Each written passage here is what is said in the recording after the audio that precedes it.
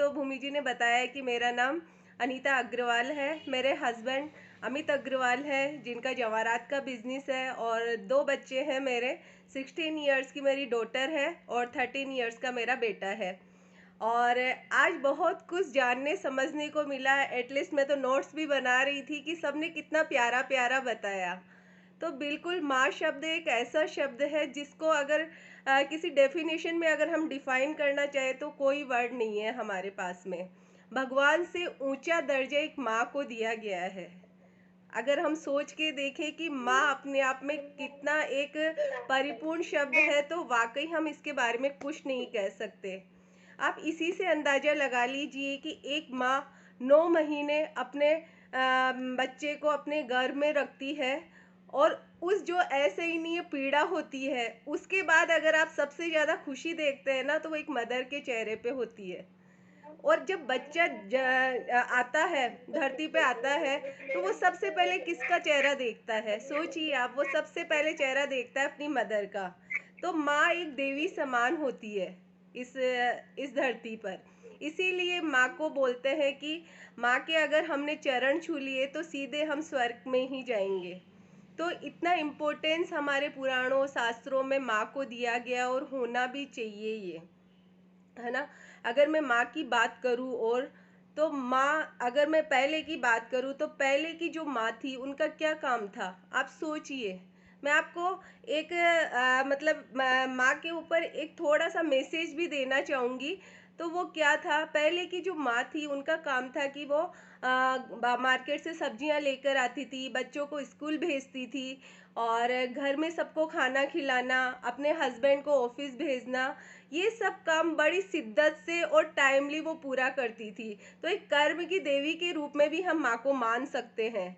लेकिन अगर मैं आज की बात करूँ तो आज सिचुएशन बिल्कुल डिफरेंट हो गई है। आज माँ शब्द की परिभाषा एक बहुत अलग वे में जा रही है। अगर आप सब ध्यान से सुनेंगे तो आज की माँ का काम सिर्फ किचन और अपने घर को संभालना नहीं होता है।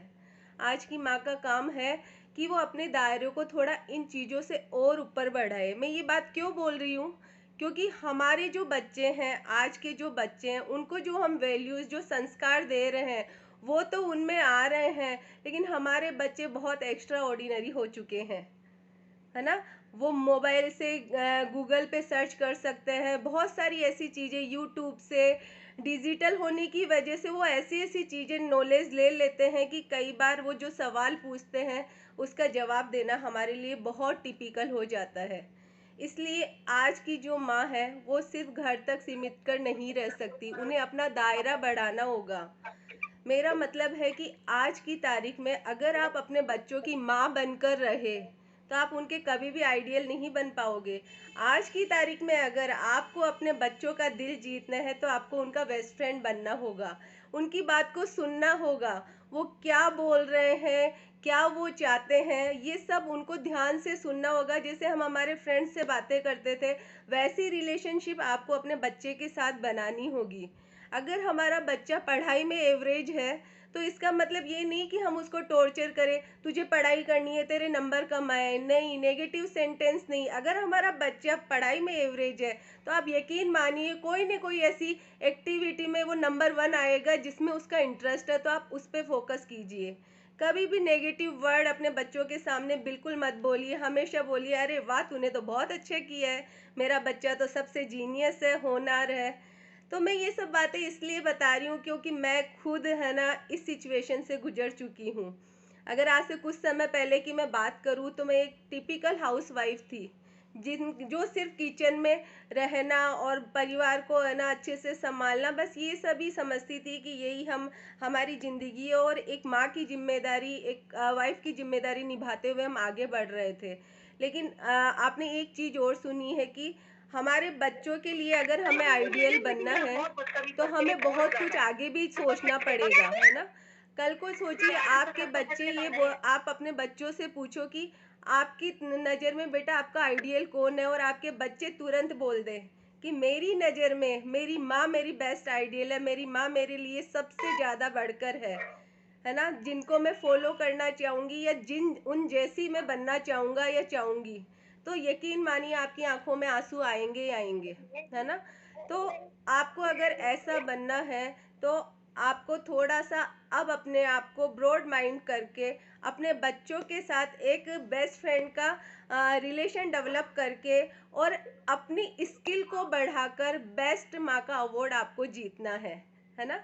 और मैंने भी यही किया, आज मैं घर भी सँभालती हूँ और मैं सक्सेसफुल वुमन एंटरप्रेन्योर भी हूँ और बहुत सारी मदर्स को इसके बारे में बताती भी हूँ। तो मैंने सोचा क्यों नहीं इस टॉपिक को यहाँ पे भी हम उठाएँ कि हम हमारे बच्चों को फ़ोर्सली कुछ नहीं करवा सकते, लेकिन आप उनके साथ एन्जॉय करके, उनके साथ खेल-खेल में बहुत कुछ उनको सिखा सकते हो। यकीन मानिए, जब कभी आपका बच्चा कोई बड़ा मतलब सक्सेसफुल हो जाएगा कि उसके जो ज़बान पे जो पहला नाम होगा ना वो आपका होगा कि मेरी माँ ने ऐसा कहा, मेरी माँ ने मुझे ये वैल्यू दी, मेरी माँ ने ये मुझे संस्कार दिए, तो आज मैं यहाँ तक पहुँचा।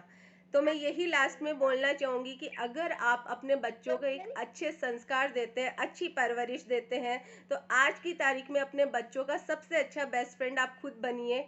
और बिल्कुल जब आप अपने बच्चों को ऐसा कुछ सिखाते हैं तो वो आपके परिवार का नाम रोशन करते हैं और परिवार से हमारे समाज का नाम रोशन होता है और समाज से जिस सिटी में आप रह रहे हो वहाँ पे आप बहुत गौरवान्वित महसूस करते हो और अगर सिटी का नाम हो गया तो आपके देश का नाम सामने आता है, आपका देश का नाम पॉपुलर होता है, आपके देश का नाम होता है उसमें और देश का नाम होते ही पूरी दुनिया आपको जानने लग जाती है और एक दिन आप के आंखों में आंसू होते हैं और आपका बेटा एक सक्सेसफुल, आपकी बेटी, आपके बच्चे एक सक्सेसफुल पर्सन के रूप में उभर कर सामने आते हैं।